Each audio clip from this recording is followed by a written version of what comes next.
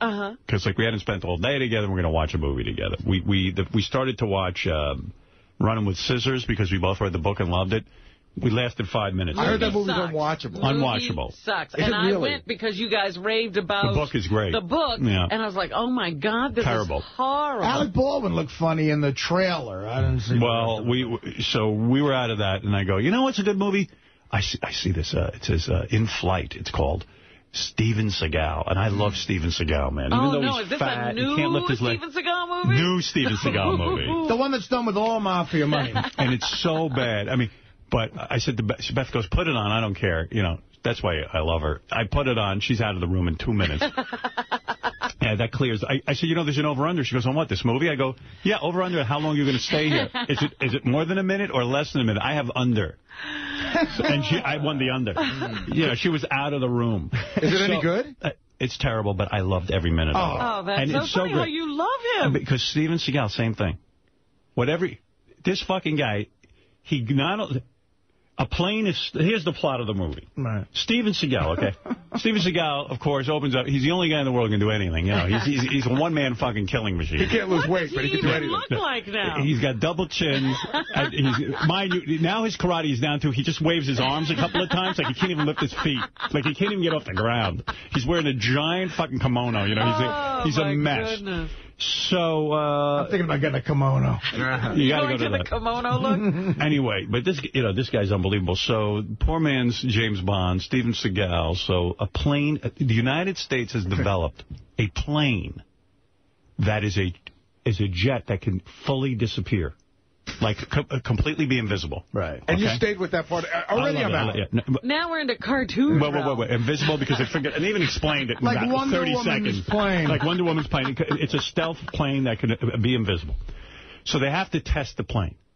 Black guy, black pilot, goes up in the air. What does he do? Steals the fucking plane. Oh. Flies it over to Afghanistan.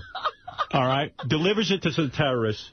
And they're going to take the stealth plane, load it up with chemical warfare bombs, blow up part of Europe and part of the United States, okay, and spread disease all over the planet. Okay. Didn't the black guy have the same problem as Wonder Woman? You could still see Wonder Woman. When did she's just flying through the air. I'm just telling you he's a black guy. Because I was surprised. Yeah, why they let him have the plane? Right. You know, and he's a great pilot. Okay. So, and this plane is very difficult to fly. There's only 2 guys who can even fly. It's a white guy and a black guy. All right. Wow. They only taught 2 people. Yeah, forget about it. So, you know, it's a new plane. How nice. So, yeah, they took 1 black and 1 white guy, so everything would be equal. So, the plane gets stolen. The general goes, there's only 1 guy who can get this fucking plane back for us. Only 1 guy that I know of. They go to, who is it? Steven Seagal. A 300-pound man and a gi. What is his job title in this movie?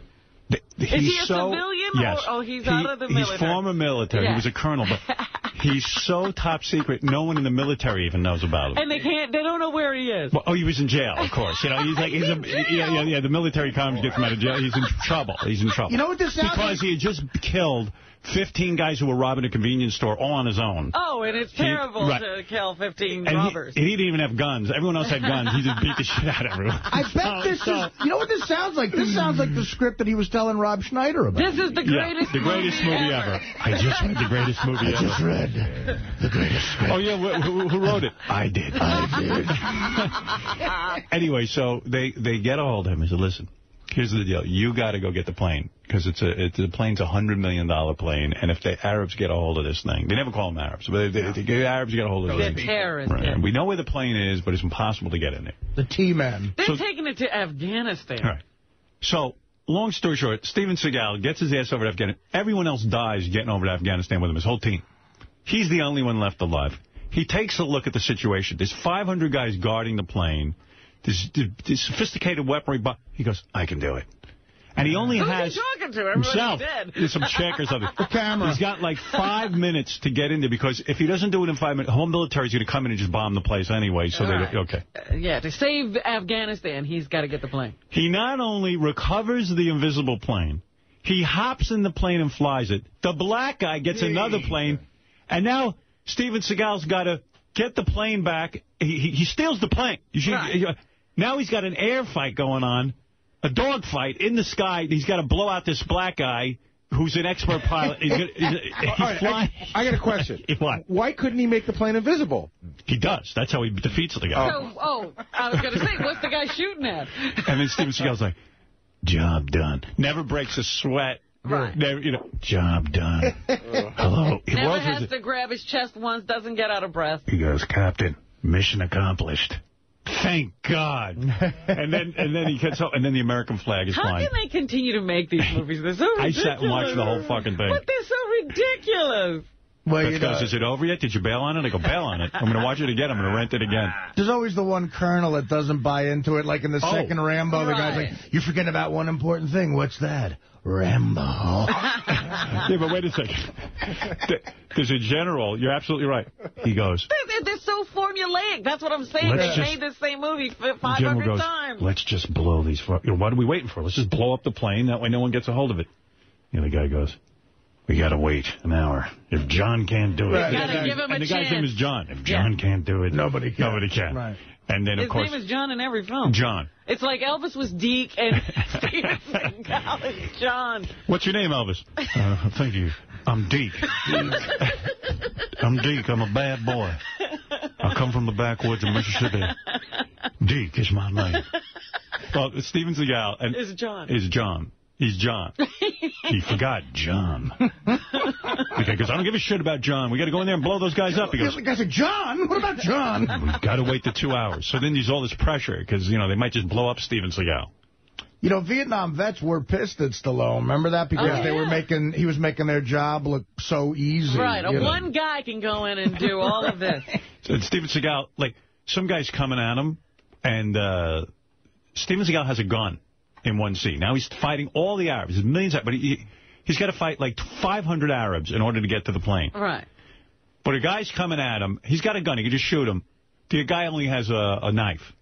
So Seagal drops his gun. Why shoot a guy with a knife? Right, and pulls out his knife to take out a good 10 minutes. He's got time to do hand-to-hand combat. He's got a there's a plane that's going to wipe out the whole world. Well, that's my problem. They ask you to really be stupid. All right, yes. Well, you can't fight a guy with a knife with a gun. And then he karate chops him. Don't ask. He's such a show-off. Even in that movie, which is one of the better Steven Seagal offerings, I think, Out for Justice, when he does the Brooklyn accent. Whitney, and that one scene in the pool room or the bar where he takes a pool cue and cracks it in half. Right. Now he's fighting the guy. He's got the 2 sticks that he made out of a pool. Yeah. He's caning everyone. And he puts the cue ball inside a hanky. There was a lesbian scene in it, though, with Teddy. Oh, yeah? Yeah, I got to tell Mr. Skin about that.